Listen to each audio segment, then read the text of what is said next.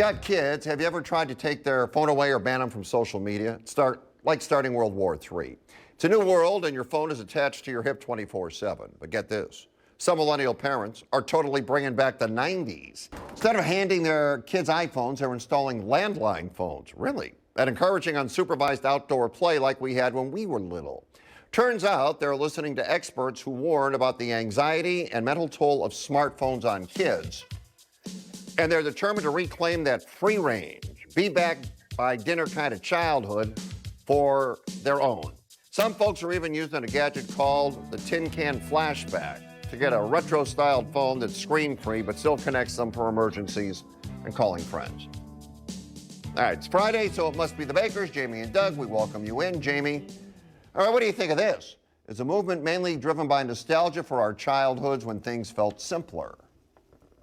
Yeah, of course, nostalgia. I mean, that's how I grew up, and I think that this is a fabulous thing, and I want to give out a Nobel Prize or Templeton Prize to the parent who's actually parenting their kids perfectly right.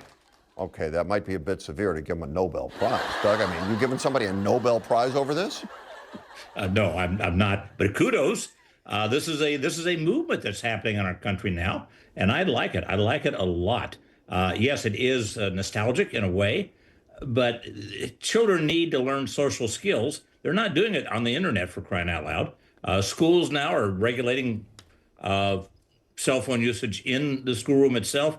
I think we're starting to take some steps backwards, and I think that's a really good idea. Okay, but see, today everybody's connected to a digital device. How do parents in this movement manage to stay coordinated with the rest of the world without giving their kids a cell phone, Doug? They have the courage to do so. In other words, they tell their kids, hey, when you're 14, you'll have a cell phone. Not before that. Okay? And that's picking up ground. Parents are starting to embrace that. Parents are cowards with our children these days. We really are. We're afraid they're not going to be connected to their friends if they have a cell phone. Once they have a cell phone, they're not connected to anybody. They are, as we just heard, hiding behind their keyboard all the time and not becoming socially involved. All right, get this. There's this wild new thing popping up on TikTok and college campuses, and it's called the performative male. It's basically when young guys try really hard to look super sensitive and soft, you know, carrying a tote bag, sipping a matcha latte, reading a paperback book to prove they're one of the good guys and reject that old toxic masculinity. They're often doing it to catch the eye of women or gain social currency. But the funny part is, a lot of people online are suspicious, saying it feels totally fake, like they're just putting on a show for attention without actually changing who they are deep down. This whole thing has even sparked real-life performative male contests and highlights the awkward spot young men are in when they try to step outside the traditional man box. Okay, when I was young, if you showed your softer side, you get beaten up. Is this progress or just another way for young men to try and get the girl, Doug? It's a ploy to get the girl. That's all it is. If you want to get the girl, be sincere. Let her see who you are and be genuine. Okay? And that's all you got to do. And that's, Jamie, what Doug did, right, to get you? Oh yeah, sure. Aww. But you know, this whole TikTok thing with the TikTok is scary. The smartphones make people dumber, and people on TikTok, like these people, they want to like create a persona and then want to sell it to everybody and make everybody else as dumb as they are. It's ridiculous. All right, but you know because you are now in the social media world yourselves. The Bakers have a show, right? Okay. You know that 20% of people in this country, 20% on a daily basis get their news from TikTok. They don't watch TV. They don't read websites.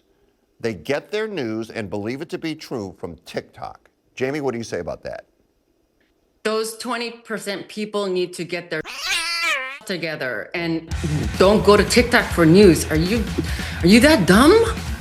What do you think about that, Doug? 20% TikTok. It's outrageous. Getting your news from TikTok, which is mostly inaccurate to be charitable news, no. Why don't you just go out once a week to the grocery store and get the National Enquirer and check up on things then? You're right. You only need to read it once a week anyway to find out what's going on. Good point. Thanksgiving is almost upon us. Next week, millions of people will be in the air heading for home, hoping no one brings up politics or religion at the dinner table. And now the Department of Transportation is really trying to bring back some manners while flying, especially with all the chaos expected this holiday season.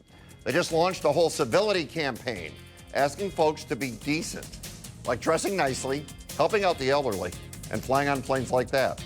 And just being polite to those flight attendants. It's wild because even though things have calmed down since that huge spike in unruly passengers during the mask mandate days, bad behavior is still way up compared to before the pandemic. So they're hoping a little courtesy will make air travel fun again. There you go. I'm going to jump out the PSP and get on a plane just like that. Those were the days, the old prop planes. How do you feel about the DOT telling us how to act, Jamie? I want to give out another Nobel Prize for DOT for putting out this statement. It's kind of sad that they had to do that, but because that's what we're supposed to do as decent human beings. But kudos to them. They got their backbone. What do you think, Doug? I think she's giving away too many Nobel Prizes tonight. I think for some people, the reaction of being told how to act will make them angry, have the opposite effect. And what makes me angry about the DOT reminders is the fact that we as a society have gotten to the point where we need those reminders about civility and politeness and respect. So I think it's a good thing. Do you think the issue of unruly passengers is mainly a lingering effect of the pandemic stress, or does it run deeper, more of a permanent incivility toward people, Doug? I think some of the problem can be laid onto the airlines. Baggage fees, long lines to get on the plane, overcrowding when you do, poor service on the plane. All these things add up to make people irritable. And that's happening. That's what's going on. You agree, Jamie? Not really. I mean, Karen, we're always gonna have Karens. You can put a diamond and pearl necklace on a pig. Pig is a pig. Is a jerk is a jerk. I mean, I don't even know what to say. This is just ridiculous. Well, just don't put a diamond necklace on a pig.